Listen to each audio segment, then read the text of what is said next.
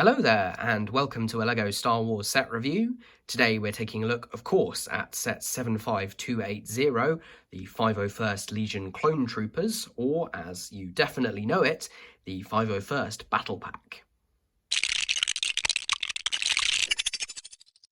This is by no means a new set. It's been out for quite a long time now, and I've never managed to justify to myself actually getting one, even though I thought I should. For the two people in the world who don't know, this came into creation basically through the efforts of fans led by M&R Productions, who really wanted a 501st Battle Pack for a long time, and eventually LEGO did deliver. Now, what they delivered wasn't exactly what people were expecting, and until the reveal of the new Hoth Battle Pack, which was just a couple of days ago as of the time of filming, people did think that this was going to be the way Battle Packs were going to go, i.e. they were going to be bigger, have bigger builds, and include more minifigures, obviously for a bit more money. That isn't the case, which I think is a good thing, but it's going to be interesting to take a look at this set, kind of partly looking at it as a battle pack, and also just looking at it as a playset in its own right. Okay, so without further ado, let's go through the minifigures. Although you get a total of 4 clone troopers in this set, there are only 2 distinct versions. The one on the left is unique in this set, and this is the Jet Trooper. He is made different by the printing on the torso, the different coloured arms, and also the difference in printing on the helmet. And then on the right we have the regular 501st Trooper, of which you get 3 in the set. These are very nicely done. They are good production quality. There is good production quality, I should say, overall, with the nice distinctions between the different colours. I'll just pop this guy's arm down so I can spin them round for you. Printing on the front and back of the torso, obviously. No printing on the backs of the helmets, but they do look good. I like the red highlights over on this guy. They are nice and crisp and distinct. The torso printing maybe looks a tiny bit cartoony, but then I suppose these are from the Clone Wars TV show, even though LEGO has gone away from the kind of horrible Clone Wars art style, which a lot of the actual Clone Wars sets had. So it's nice that these are a little bit more usable amongst your regular Star Wars collection. Underneath the helmets, they have that new clone face with the slightly darker skin tone, which I think is much more appropriate for the clones, and obviously it makes complete sense that they are exactly the same face. No printing around the back, which is a little bit of a misstep maybe, something LEGO could have improved upon when they went away from the angry clone face. Obviously they come with weapons. The regular troopers just have standard blasters, and the Jet Trooper has a longer blaster with a black candle element on the end, which makes it absolutely ridiculous. See how long it is there.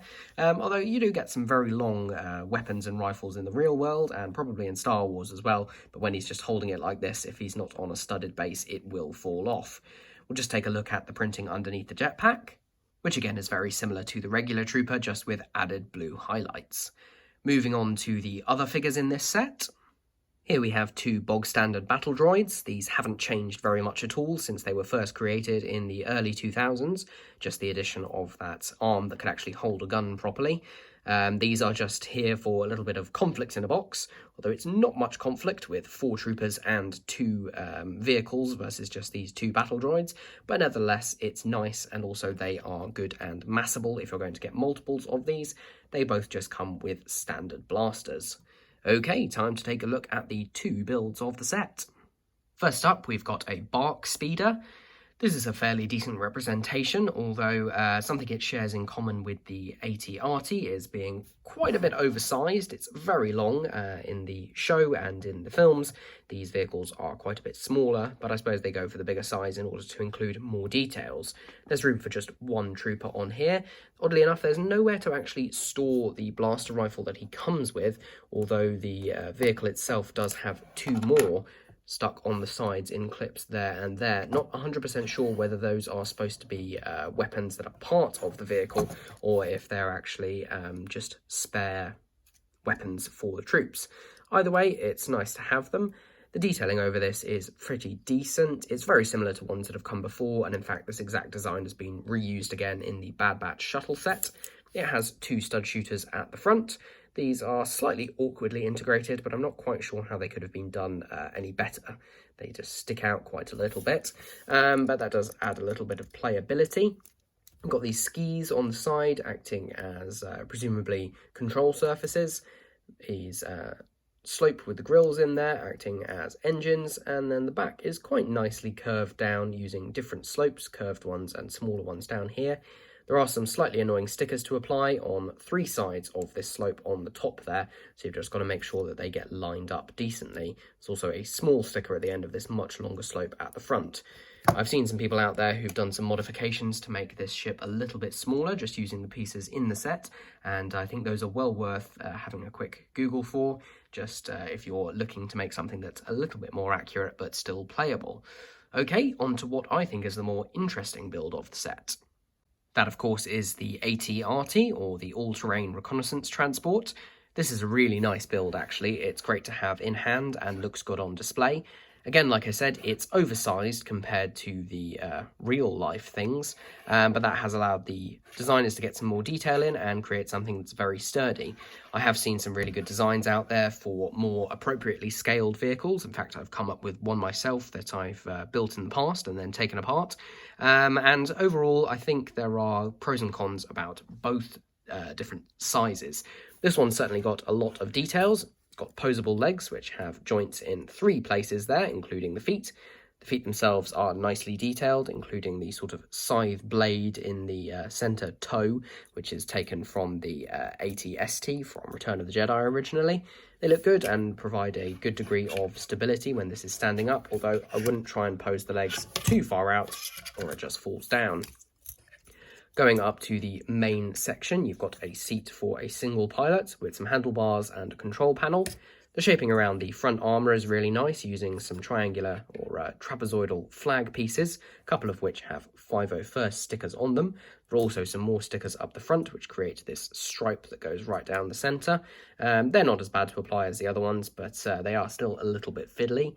We've got another stud shooter, this time on a ball joint at the front. Previous versions of this walker have included a ball joint with a stud shooter and a normal blaster, or a representation of a normal gun, and I think that is a little bit lacking here, as it does look a little odd with just this stud shooter. Definitely for display, I would advise coming up with something a little bit more accurate. Got some linkages here with these robot arms, space to store a pair of macro binoculars and a blaster, as well as these 2 aerials on the back here, which are posable like that, but probably aren't meant to be. In fact, it looks a little weird with them down. They just stick up like that. And yeah, like I mentioned, a seat for 1 pilot who sits there very snugly on the top, although how he actually gets in is another matter. I think these are meant to actually bend down to the ground, but that is about as far as you're going to get it. And even there, that's going to fall over. So unfortunately, not the best.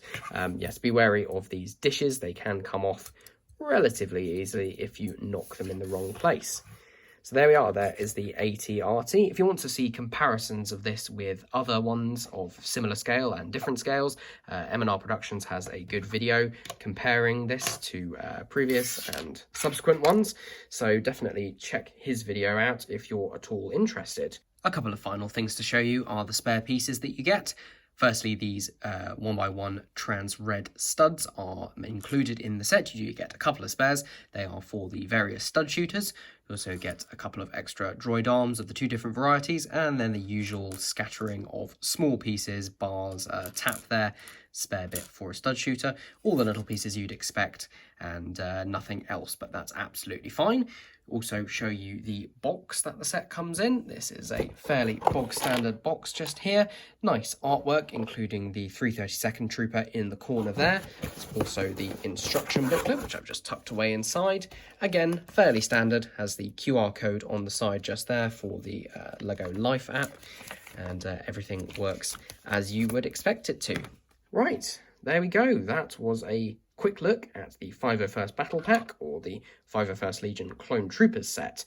Overall, I think it's a pretty decent set. However, what I would say is I would wait, as I did, until you can get this for a more decent price.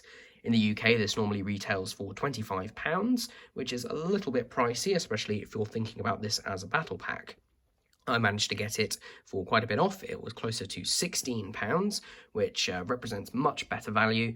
Although if you're just looking for the troops, I'm wondering if it might be better to just try and find them on Bricklink or eBay. Otherwise you end up with a lot of these two builds, which some people might not want. Although having said that, definitely check out Rebrickable, where there are several designers who have got multiple of these sets and then combined the pieces in the two builds and come up with some very interesting creations. Okay, thank you for watching. I hope you enjoyed this very late review. I'm not on the ball at all about this, but I'm glad I bought a set. If you have enjoyed, then please leave a like down below, leave a comment, I'll do my best to get back to you, subscribe to the channel for more, and hit the bell icon to be notified when I come out with a new video. Till next time, have a good one. Bye.